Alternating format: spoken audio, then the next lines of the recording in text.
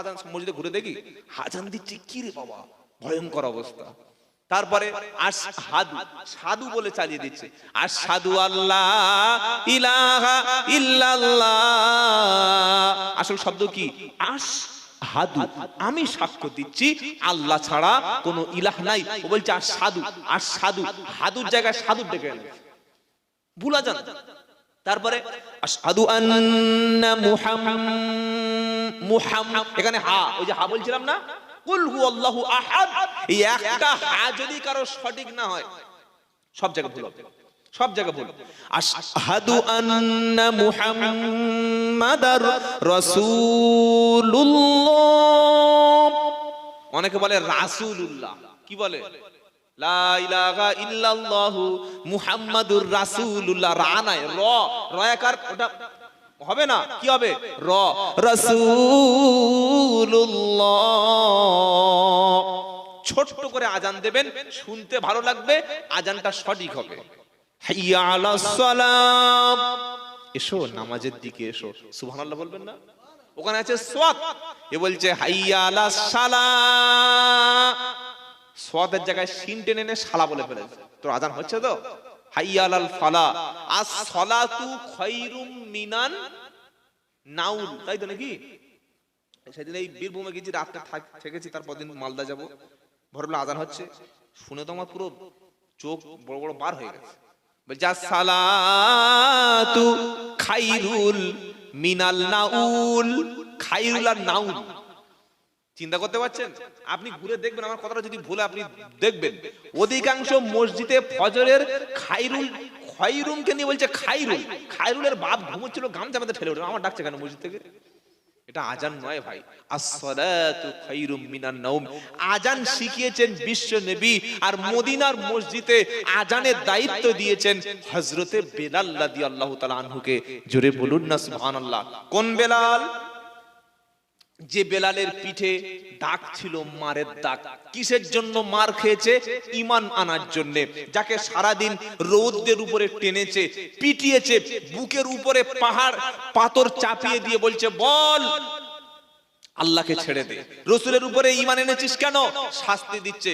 সে এই বেলাল ঈমান এনেছে, কিন্তু রাসূলের সঙ্গে তখন তার সাক্ষাৎ হয়নি, তাই শুধু একটা শব্দ জানে, আহাদ, মানে এক আল্লাহ। তাই বলছে আহাদ, এক আল্লাহ, এক আল্লাহ। আর ওদের দাবি কি? 360টা আল্লাহ, 360টা খোদা। উমাইয়া বেলালের মনিব বলছে বল অন্য 360টা কথা, আল্লাহর কথা বল। ও বলছে না, আহাদ, এক আল্লাহ।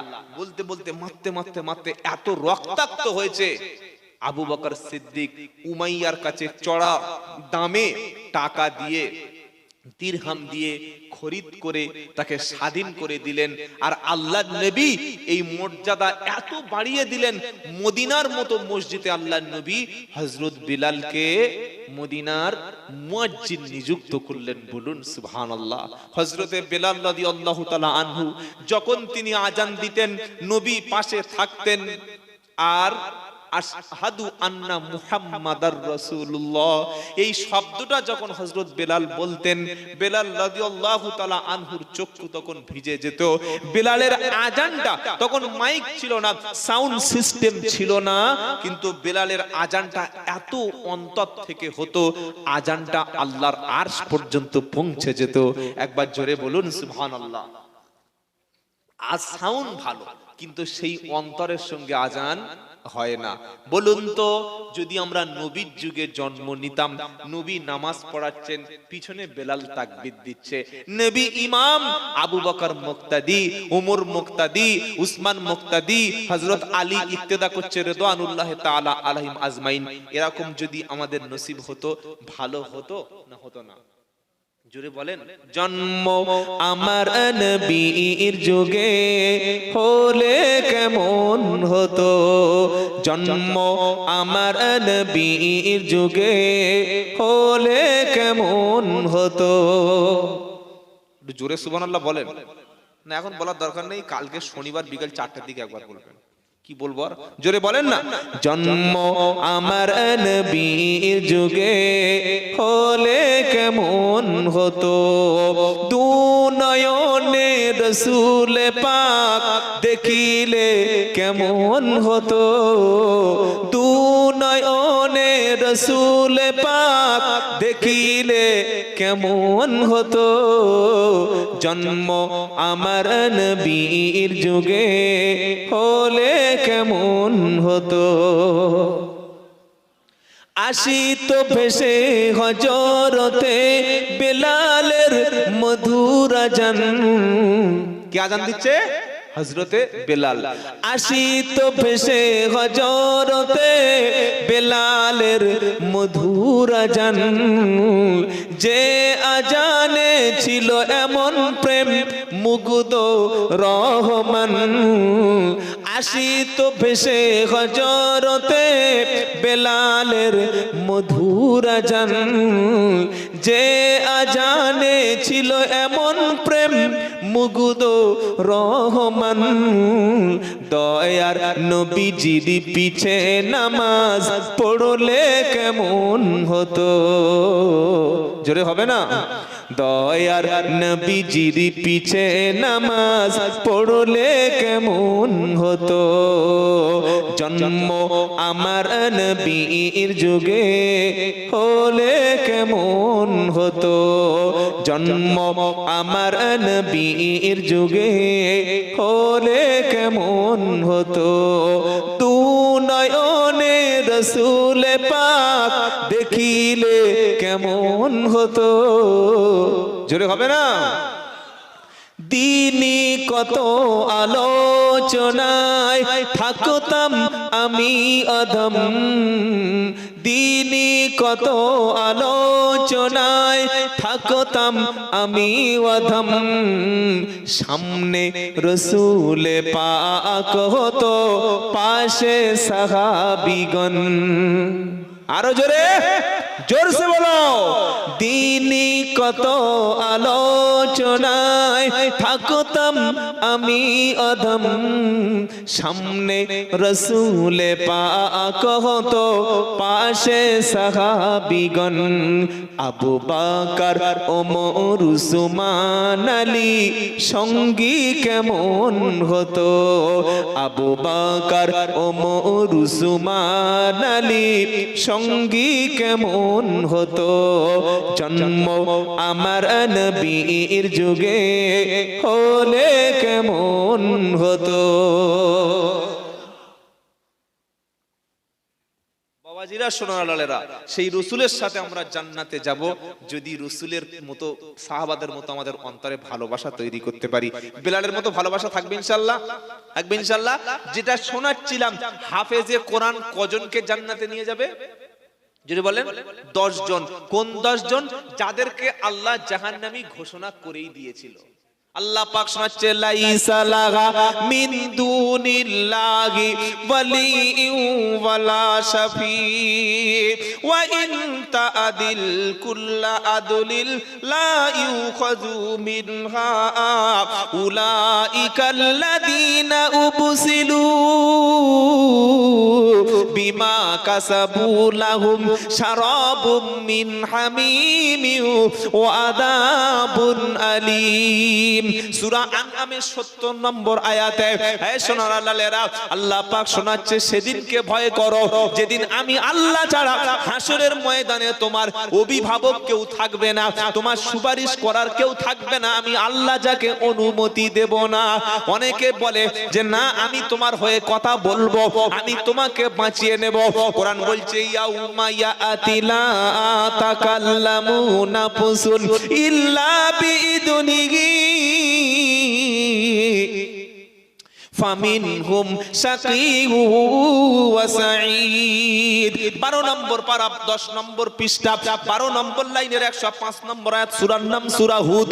আল্লাহ পাক শোনাচ্ছে, ইয়াউমা ইয়াতি লা তাকাল্লামু নাফসুন ইল্লা বিইذনিহি। এমন একটা দিন আসবে, গোটা হাসরের ময়দানে মানুষ পাগলের মতো ছুটবে, কারো শরীরে কোনো পোশাক থাকবে না, সকলে নাফসি নাফসি করবে। সেদিন কেউ আল্লাহর সামনে কথা বলার হিম্মত দেখাবে না। আল্লাহ যাকে কথা বলতে দেবে সেই কথা বলবে, অন্য কারোর কথা বলা ইয়াউমাইদিল লা তানফাউস শাফাআতু ইল্লা আমান আদিনা লাহুর রহমানু ওয়া রাদিয়া লাহু কওলা। 16 নম্বর পারা 18 নম্বর পৃষ্ঠা 10 নম্বর লাইনের একদম 109 নম্বর আয়াত, সূরার নাম সূরা তাহা। আল্লাহ পাক শোনাচ্ছে, এই বান্দা শুনে রাখো, সেদিন কারো সুপারিশ আমি আল্লাহ নেব না, কারো সুপারিশ আমি আল্লাহর কাছে কোনোদিন কোনো কল্যাণ আনতে পারবে না। শুধুমাত্র আমি আল্লাহ যার কথা শুনতে রাজি হব, যার প্রতি সন্তুষ্ট থাকব, শুধু তার সুপারিশ গ্রহণ করব, তিনি হলেন মুহাম্মাদুর রাসূলুল্লাহ। আবার আল্লাহ পাক বলছে, শোন, কাদের ভরসায় আমল ছেড়ে দিয়েছিস? নামাজ নাই, রোজা নাই, বাপ মাকে দুটো ভাত পর্যন্ত খেতে দিসনি, আর বাড়িতে মিলাদের দিন এমন পাকড়ি মাথায় জড়িয়েছে না যেন আব্দুল কাদের জিলানীর ভাগনা।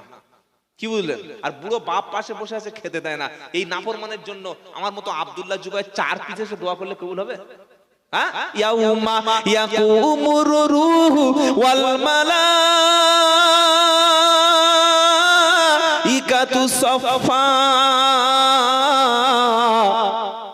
এবার আসল কথাটা শুনেন, লা ইয়াতাকাল্লামুনা ইল্লা মান আদিনা লাহুর রহমানু ওয়া ক্বালা লাহু সাওয়াবা। দালিকাল ইয়াউমুল হক ফামান শাআ আত্তাকাদা ইলা রাব্বিহি মাআবা। ইন্না আনদারনাকুম আযাবান করিবা ইয়াউমা ইয়ানদুরুল মারউ মা কদ্দামাত ইয়াদাহু ওয়া ইয়াকুলুল কাফিরু ইয়া লাইতানি কুনতু তুরাবা। 30 পারা প্রথম সূরা, একদম সূরা নাবার শেষের অংশগুলোতে ইয়াউমা ইয়াকুমুর রূহু ওয়াল মালাইকাতু সাফফা, সমস্ত ফেরেশতারা জিবরাইলের মতো সম্মানিত ফেরেশতারা লাইন দিয়ে কাতারে কাতারে দাঁড়িয়ে আছে চুপচাপ।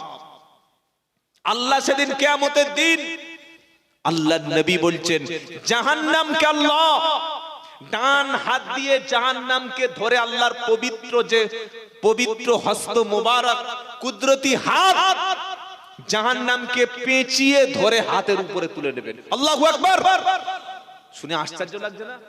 গোটা পৃথিবীকে পেঁচিয়ে নেবেন হাতের মধ্যে নিয়ে, বলবে লিমানিল মুলকুল ইয়াউম। কোথায় সে ডব্লিউ বুশ, কোথায় বিল ক্লিনটন, কোথায় জো বাইডেন, কোথায় ডোনাল্ড ট্রাম্প, কোথায় শেখ হাসিনা, কোথায় নরেন্দ্র মোদী, কোথায় অটল বিহারী বাজপেয়ী, কোথায় মনমোহন সিং, কোথায় ছিল সেই বড় বড় রাশিয়ার ভ্লাদিমির পুতিন, কোথায় ছিল বড় বড় নেতা মন্ত্রী? ডেকে আন। আজকের কার রাজত্ব? আমি আল্লাহ ছাড়া কারো রাজত্ব আজকের চলবে না। 4 দিন ক্ষমতায় যেতে পারেনি, আগে সাইকেল জুটতো না, সে এখন বুলেট গাড়ি নিয়ে গ্রামে ঢুকছে। আর ভাব কি, আমাদের ওই বারাইপুরের কথা বলছি, এখানে সব ভালো লোক বাবা, কি বুঝলে?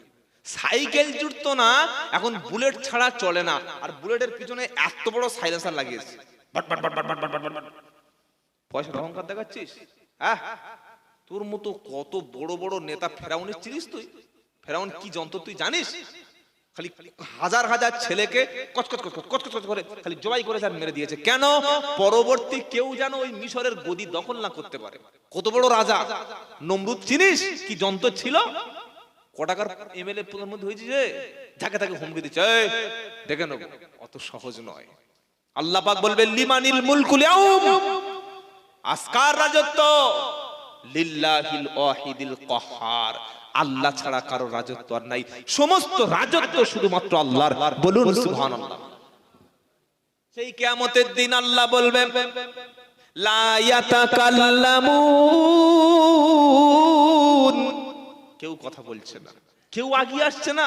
কোথায় সেই ইমাম সাহেব, কোথায় বক্তা সাহেব, কোথায় 20,000 টাকার বক্তা, কোথায় 30,000 টাকার বক্তা, কোথায় 40,000 টাকার বক্তা?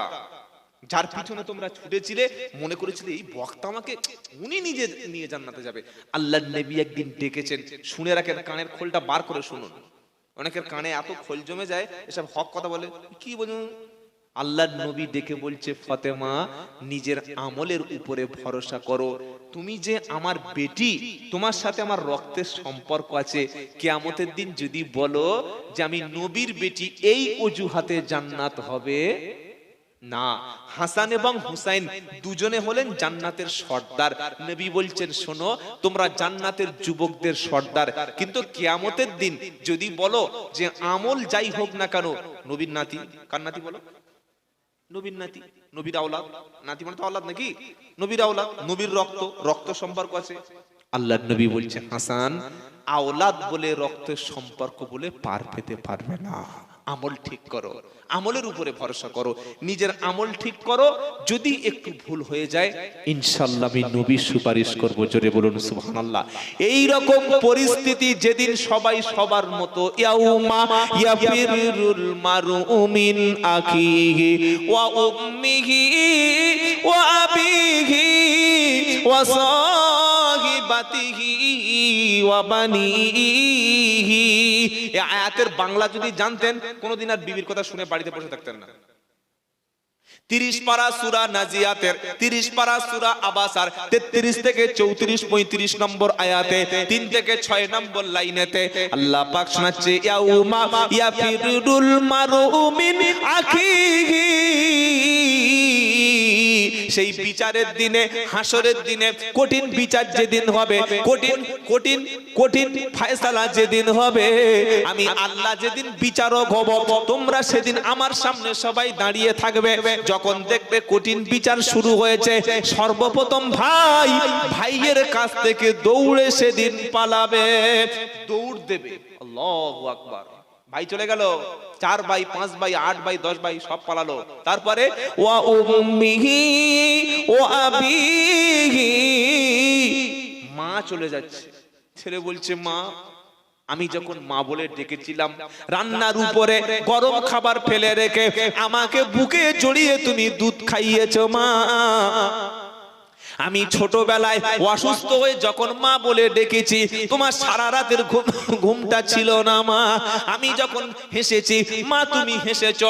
আমি যখন কেঁদেছি, মা তুমি কেঁদেছো। ঈদের দিনে মা